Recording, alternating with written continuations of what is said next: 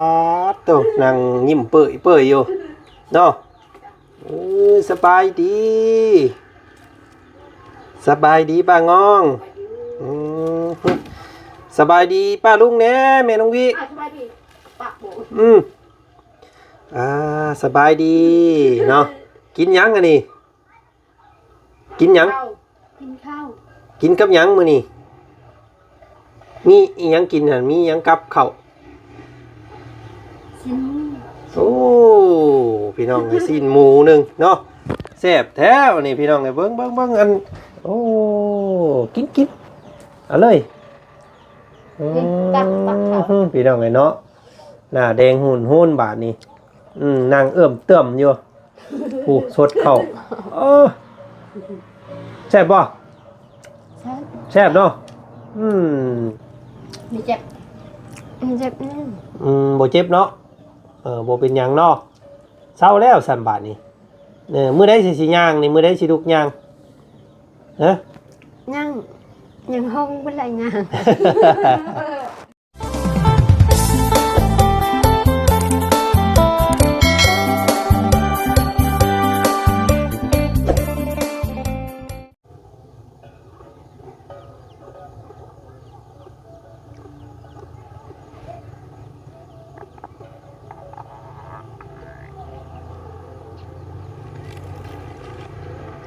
เนาะเปิดภาพบรรยากาศมาพบพ่อครับภูผาป่าไม้พี่น้องเลยอันสวยงดงามแบบธรรมชาติเนาะงามอย่างกะบซ้ำงามธรรมชาติเนาะพี่น้องเนาะธรรมชาติสร้างขึ้นนี่สวยงามนี่แหละพี่น้องเลยเนาะภาพบรรยากาศแบบนี้หลายคู่หลายคนอาจจะจื้อจำได้แล้วแหละเนาะพี่น้องเนาะกับหน้าบ้านเฮือนซานของทางแม่น้องวิพี่น้องเลยเนาะขึ้นมาฮอดจอดถึงเด้อมาฮอดแล้วพี่น้องเลยเนาะเมืองเซโปนแขวงสะวรรณเขตเนาะนี่แหละมากับขึ้นผ้าขึ้นพลพี่น้องเลยมือนี้เนาะสมคำกรมอุตุเพิ่นบอกอีหลีเนาะประมาณวันที่23 24ว่าซั่นสิมีฟ้าลมฝนตกว่าซั่นพี่น้องเอ้ยเนาะมันก็เข้าค่ายได้บาดนี้เนาะมีตั้งเข้าคึมลมบ่อยๆพี่น้องเอ้ยหนาวพัดลวงมื้อนี้เนาะอากาศขึ้นมารอบนี้เปลี่ยนแปลงเด้อพี่น้องเด้อหนาวเย็นเนาะนั่นแหละผู้เพิ่นเอิ้นผู้นางนอนพี่น้องเนาะตัวนี่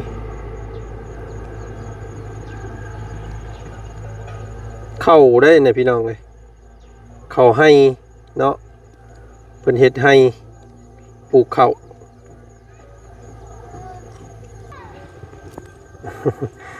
ก่อนอื่นพี่น้องก่อนสิเข้าเบิ่งเข้าส้มคลิปนี้ทางบ่าวจันเนาะเพียงเนาะกับทักทายสบายดีพ่อแม่พี่น้องหมู่เพื่อนกันนะสู่ขู่สู่คนเนาะพี่น้องเนาะเปิดภาพมากกับพบพ่อกับทางบ่าวจันพี่น้องอยู่ในซ่องของเจจันเด้อเนาะเอาคลิปนี้ทางบ่าวจันกับซีเวทักถามอาการของทางแม่น้องวิพี่น้องเลยเนาะเป็นจังได้ว่าสันเนาะห่างหายกันเมื่อหลายมื้อหลายวันพี่น้องเลยเนาะแล้วก็ทางบ่าวจันกันนี้แหละมารอบนี้ก็บ่ได้มามือเปล่าเนาะเอาของอยู่ของกินเด้อพี่น้องเอ้ยมามอบให้มาอัปเดตเบิ่งน้ำกันเนาะอัปเดตอาการแม่น้องวีเนาะให้ทางพ่อกับแม่พี่น้องเอ้ยพ่ออัมพรเนาะกับแม่ติ๊กพี่น้องเอ้ยที่ว่าเพิ่นสดสวยเนาะเป็นค่าใช้จ่ายพี่น้องเอ้ยก็ถือว่าเบิดแล้วเนาะที่นี่ก็นี่แหละมาอัปเดตอาการของทางแม่น้องวิให้เพิ่นเบิ่งก่อนพี่น้องก่อนสิไปทางอื่นทางไกลก็ได้มากับบรรยากาศเงียบสงัดพี่น้องเอ้ยมื้อนี้เนาะเลมโบกับบ่อยู่ลูกวิก็ยังบ่ทันเลิกจากโรงเรียนว่าซั่นซะพี่น้องเอ้ยได้ยินแต่เสียงเคาะงอเคาะควายก็ลงโป่งเป่งพี่น้องเอ้ยเนาะอากาศดีบ่ร้อนบ่หนาวบ่เย็นบ่เจ็บบ่ปวดว่าซั่นซะพอดียามนี้เนาะ ใบไม้เขียวสะอุ่มซุ่มเย็นเหมาะอยู่ได้กับการปลูกหมากทุเรียนพี่น้องไงเนาะคงเขตแบบนี้สายหมอกลงยามเศร้าเนาะกะจังใดก็เข้าไปเบิ่งไปส้มพี่น้องไงเนาะเห็นแต่ทางป้างองพี่น้องไงป้างองกับแม่น้องวิเพิ่นอยู่กัน2คนเนาะถือว่าป้างองนี่ก็มีความรับผิดชอบเกี่ยวกับแม่น้องวิสมควรพี่น้องไงเราก็ได้เนาะบางเทื่อบางครั้งบางคราวเราอาจจะเป็นบ้าๆบองๆเนาะกะบ่เป็นหยังกะลึกๆแล้วเราเป็นคนดีได้พี่น้องเลยเนาะเบิ่งแยงน้องที่ป่วยติดเตียงร่างฉี่ร่างเหี่ยวโอ้ยพี่น้องเลยสารพัดเนาะถือว่าถ้าบ่หักบ่แพงกันแท้นี่เฮ็ดบ่ได้อีดีแล้วว่าซั่นซะเนาะจังได๋ก็ขอชื่นชมทางป่างองนำพี่น้องเลยเนาะให้กำลังใจเราไปเนาะขึ้นเบิ่งขึ้นส้มอาการล่าสุดของทางเมรุวิเป็นจังไดไปพี่น้องเลยเข้าไปทักไปถามน้ำกันเนาะ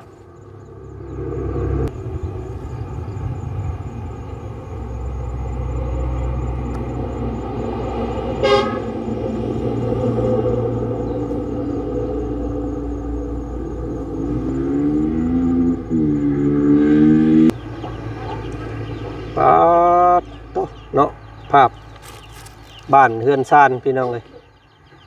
ประทบกับท้องฟ้าสีครามยาม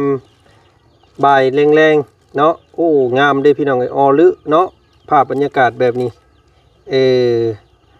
เฮือนก็งามอากาศก็งามมื้อนี้พี่น้องเลยเนาะ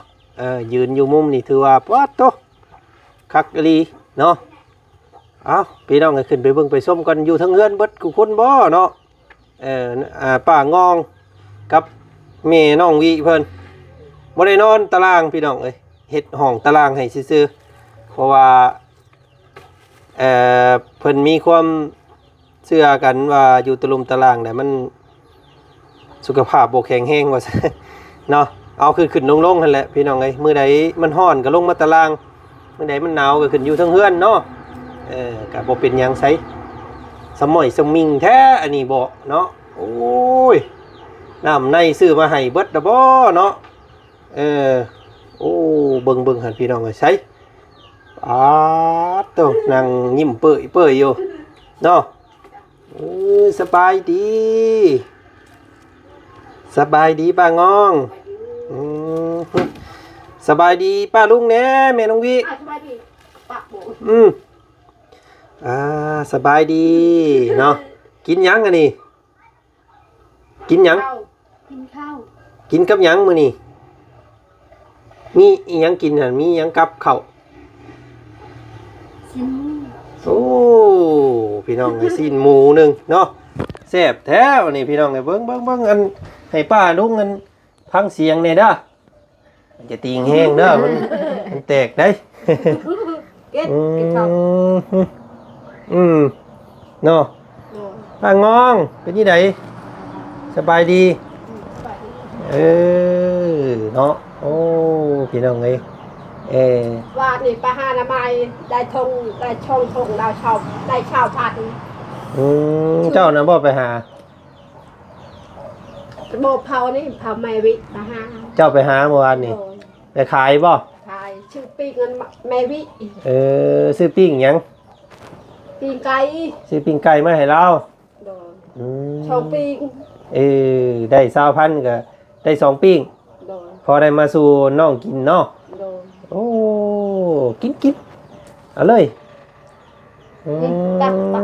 พี่น้องไงเนาะหน้าแดงหุ่นบาทนี่นางเอื้อมเติ่มอยู่ผู้สดเข้า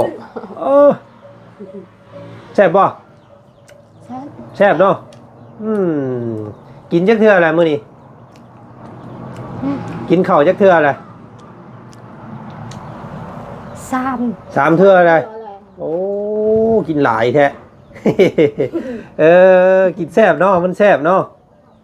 กินข้าวก็แซ่บโอ้มีหน่ำมีนวลขึ้นได้บาดนี้พี่น้องเป็นผู้สาวขึ้นใหม่นี่เด้อเนาะงามปล่อยลอยอยู่บาดนี้กินเนาะใช้สะดุกวิเลยไหมอันน่ะเอื้อยไปโรงเรียนยังบ่ทันมาบ่ แลมโบไปไสซะมื้อนี้ ไปพุดเขา ยังบ่แล้วบ่ เป่าหนึ่งเลย ฮะได้เป่าหนึง โดยยังมื้อนี้แหละไปพุดเขา ยังบ่เบิดบ่ในไห้ยังบ่เบิดบ่ ไปเฮินแม่เฒ่าไปพุดเขาแม่เฒ่า อ๋อไปฮูดข้าวซอยเพิ่น โดย เออเจ้าก็เอาหน้าที่เบิ่งเล่านี่แหละเนาะโอ้เป็นนี่ไดนอนเสื้ออ่อนบ่ นุ่มบ่เสื้อใหม่ นี่ งามเนาะอ่อนเนาะบ่เจ็บหลังบัดนี้เนาะโอ้ตีนเรามันอันเหี่ยวแล้วบัดนี้พี่น้องเอ้ยเนาะเศร้าแล้ว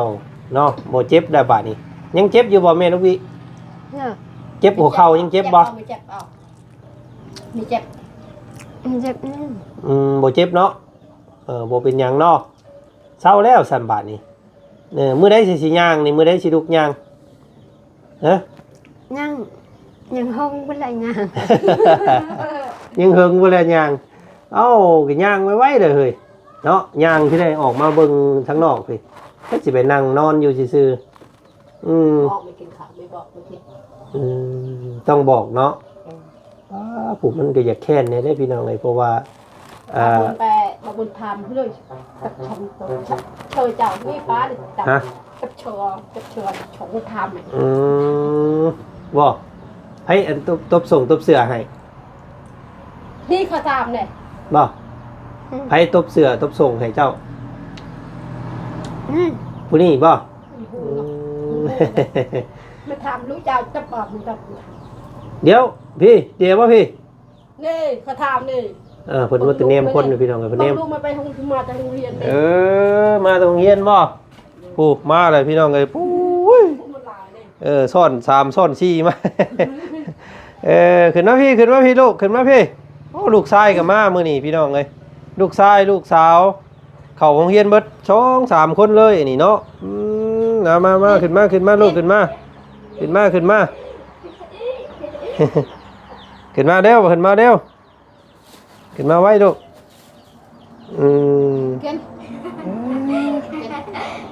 ขึ้นมาแล้วว่ามีแนวมาต้อนนี่มาไว้สบายดีเนาะโอ้อันนี้ลูกกบ จะบ่าวไปอันนั้นไปพูดเท่า แต่ว่าไปพูดเข่าบ่ล่ะเอ้ยนี่มาสบายดีปะลุงกันไหมสบายดีลูกเอาผู้นี้บ่ได้ใส่เสื้อบ่ซั่นนี่บ่เจ้าบ่มีเสื้อขาวบ่มีอยู่ไปเฮ็ดหยังมาเสื้อคือหมุนบ่แล้วบ่บึ้งบ่โอ้ยชื่อนี่ได้ตัวนี่น้องเบยน้องวายน้องวิเนาะเอามานั่งน้ำแม่ผู้ไปไปนั่งน้ำแม่ผู้ไปไปนั่งน้ำแม่เดี๋ยวเราเบาสิจ่ายขนมให้ไว้เนาะลูกมาแล้วมาแต่โรงเรียนแหละนี่เนาะ ลูกกินข้าวน้ำในกว่า กินข้าวอะไรเยอะกินอะไรกันกินนะเอาเดี๋ยวนี่เดี๋ยวเบานี่ขนมเอาลูกวิเอาปั่นกันกับให้แม่กินน้ำเด้อให้แกะให้แม่ได้ขนมออกใหม่พี่น้องไอ้ขนมรุ่นใหม่มื้อนี้เนาะลองมึงโยหาแกะมึงโยลูกไม่เคยกินเกลือบ่เคยกินบ่มันถามเนาะเราว่าไม่ตับโฉกมันถาม มันเกลือบ่เอาแกะออกมาปั่นกัน มันฮูเลย จีกรถจีกทั้งข้างมันรถฉีกเลยโอเค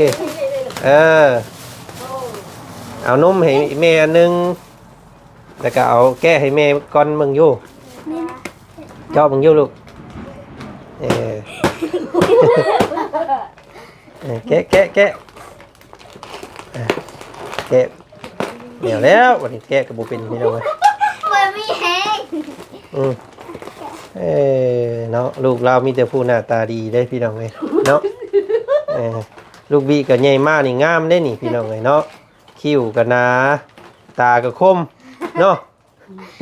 งามบ่ลูกบีงามบ่ปันแม่แก้ให้แม่ก่อนปันกันคนละอันลูกกินข้าวก่อนกินข้าวก่อน ข้าวก็เลิก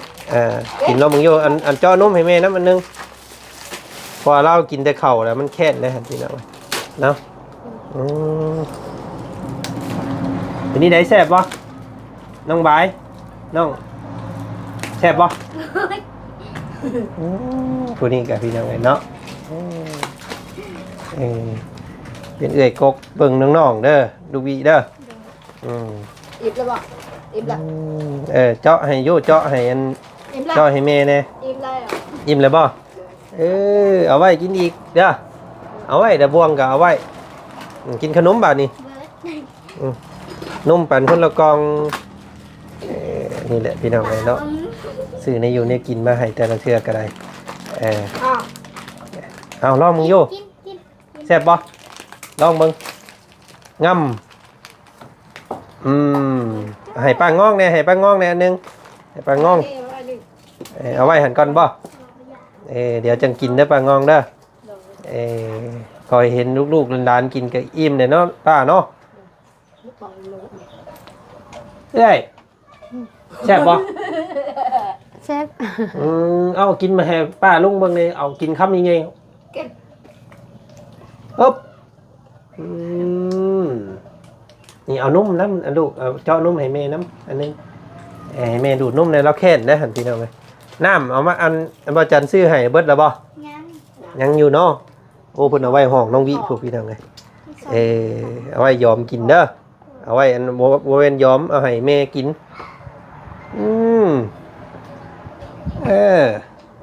ปึ๊บนมเปรี้ยวนี่นะกล่องหนึ่งนี่ดูดบาทเดียวนะตำบึงนี่เนาะโถ่ยยึดเนาะเอากินเบิดอันนี้ก็ใหญ่แล้วนี่พี่น้องไงกินเบิดก้อนนี่ก็ใหญ่แล้วนี่กินเลยอย่างนี้นั่นใจมันแซ่บได้กินโดดซื้อมาให้เด้อซื้อมาตอดตั้งใจเฮียนเนาะผู้นี้อยู่ห้องไหนผู้น้อยๆนี่โอ้ปหนึ่งบัด2คนเลยวันนอนเนี่ยนอนอยู่ไสลูกเอ้าคือนอนนอกมันฮ้อนบ่ก็พากันนอนอยู่ในห้องเลยกลางคืนมานอนเผาบ่อัดประตูไว้ก็นอนเลยไปสิไปนอนเผาวันคืนบ่เนาะถ้ากันนอนอยู่นอกนี้เลี้ยงกันอยู่นี้นอกกลางคืนมาเนาะยามพาลมฝนตกยังเข่าในเราอ้วนขึ้นเนาะอ้วนขึ้นหันแห้งอันแม่ลูกวิชื่อเฮาบ่ชื่อเฮานี่ชื่อบ่บ่าวยังเฮานี่บ่าวจัดว้าวเจ้าคือเก่งแท้เนาะชื่อเฮาเสยเป่ามิ่มชื่อเพิ่นชื่อแล้วปกติเอากินเดี๋ยวเห็นลูกเรากินเราข้างนะพี่น้องเลยเนาะหันแห้งเด้ออยู่ดีมีแห้งเด้อบาดนี้เด้อเนาะสิแวะเข้ามาเยี่ยมมื้อละเทื่อพี่น้องเลยเนาะหาก็ขึ้นมาแต่บ้านหาก็ฮอดก็เลยแวะขึ้นมาเยี่ยมเบิ่งก่อนว่าเราเป็นนี่ใดว่าซั่นพี่น้องเลยเนาะโอ้เสือก็งามเนาะเสือเนาะเสือหมากกระแลงกินให้เบิดเด้อบ่เบิดยาเด้อ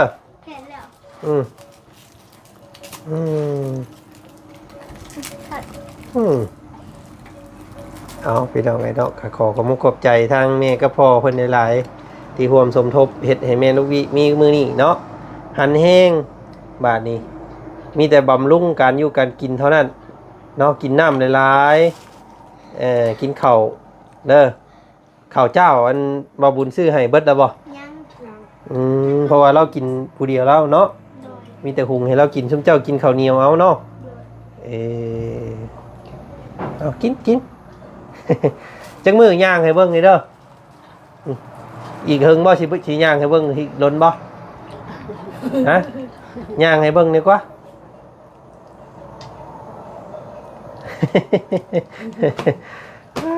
เนาะเอาพี่น้องไงพาห่มพาแพร่กับมีแต่แม่ป้าเพิ่นนี่แหละเนาะเป็นคนซักคนเบิ่งพยายามบ่ให้มันหมิ่นเด้อป้าเด้อ เราเหี่ยวเราหยังแต่ก็ใครอยู่ดอกเรามีแพมเพิร์สเนาะแต่เก่าเราเหี่ยวเรามันถึกบ่งนอนเนี่ยก็มันสิเฮ็ดให้มิ้นอันนี้มันมีแพมเพิร์สเลยเราเหี่ยวใส่แพมเพิร์สทายใส่แพมเพิร์สเนาะเอาไปถิ่มไปพังเด้ออย่าเอาไปถิ่มปลาดูทีบเด้หมูมาคาบออกมาโอ้สกปรกเนาะมีแต่เก็บไว้เป็นถุงยางใหญ่ๆเลยเอาไปทำไปคุดคุ้มพังเด้อ กินบอกเลยกินเลย เอากินเลยให้มันเบิดเด้อแล้วเบิ่งลูกเราเลยพี่น้องไงเนาะกินโลดกินมื้อหน้าเราบ่สิซื้อมาต้อนใหม่เด้อมื้อนี้มาเยี่ยมมายามซ้ำนี้ก่อนมื้อนี้พี่น้องเอ้ยเนาะสิไปทางอื่นต่อกันเด้อบัดนี้เด้อโดยเนาะพี่น้องเอ้ยเนาะก็มาเยี่ยมมายามถามข่าวอาการเพิ่นมื้อนี้แซ่บบ่โอ้เสืออันว่าเอาไม้เด้อบัดนี้เสือเจ้าเด้อหมอหำเด้อเด้อเนาะขาดไปแล้วโอ้ยกินเห็นเบิดบ่ทันลูกได้หั่นเนาะป.5เลยลูกวิเพิ่นก็ได้ปีหน้ากับม.1อะไรพี่น้องเอ้ยสักหน่อยก็ใหญ่แล้วก็เอาผัวมาเลี้ยงแม่เด้อบ่ให้ไปอยู่เฮือนผัวเด้อเอาผัวมาพี่เด้อลูกวิ เอามาอยู่เฮือนหลังนี้เป็นเฮือนเจ้าได้นี่พี่น้องเอ้ยเนาะอยู่นํกันกับแม่กับป้า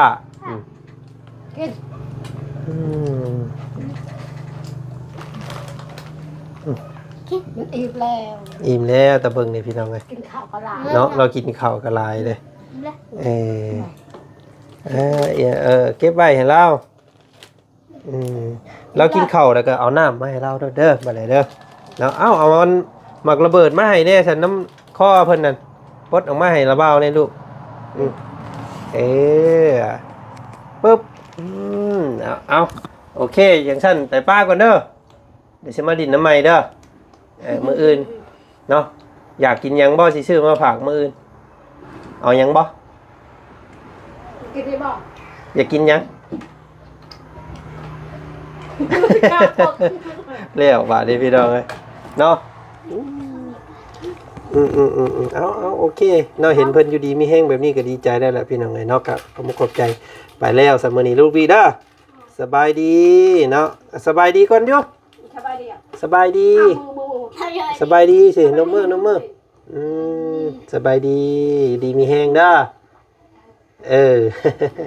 บ๊ายบายเนาะโอ้แข็งแห้งได้พี่น้องเลยเนาะมือหนามือในให้เรายุกให้เรายังออกมาค่อยพี่เด้อออกมานั่งอยู่พี่เด้อมือหนาเด้อออกมาได้บ่ป้าสวัสดีน้องเลยเนาะก็มาเยี่ยมมายามถามข่าวซ้ำนี้ก่อนพูดแหละไปเบิ่งไปส้มกันคลิปหน้าแล้วกันพี่น้องเลยเนาะมื้อนี้ทางช่องของเจจันเข้ามาเยี่ยมมายามถามข่าวเนาะอาการดีขึ้นแล้วพี่น้องเลยโอ้หายห่วงเนาะอยู่กับการอยู่กันกินเท่านั้นบาทนี่ตัวไปสะเนาะเฮือนก็งามพี่น้องวิวงามวิวสวยเนาะขอบใจหลายๆเด้อที่ติดตามเมืองส้มพี่น้องเฮ็ดให้ครอบครัวนี่เนาะสมบูรณ์แบบก็นี่แหละพี่น้องเลยเฮือนไฟน้ำแล้วก็ห้องน้ำห้องทาเนาะก็ถือว่าเฮ็ดให้ครอบครัวหนึ่งที่ว่าผู้เพิ่นมืดมนในการอยู่กันเศร้าเฮ็ดให้มีมื้อนี้ได้ก็ขอขอบคุณขอบใจรับผู้ใหญ่ใจดีเนาะหลายๆเด้อพี่น้องเลยเนาะเอาขอบคุณขอบใจมื้อนี้ไปแล้วสบายดี